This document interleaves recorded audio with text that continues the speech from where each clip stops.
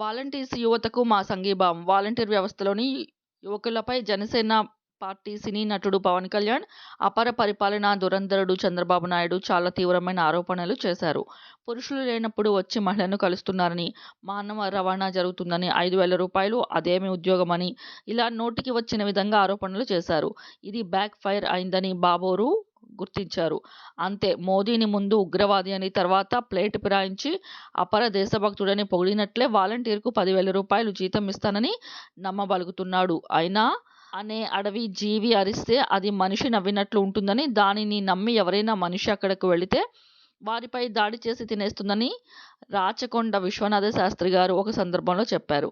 ఇప్పుడు మన రాజకీయ రంగంలోకి హైనాలది, గుంటనక్కలదే హవా. వాలంటీర్ వ్యవస్థలో ఉన్న లోపం వేరు, ఈ నాయకమన్యులు చెప్తుంది వేరు.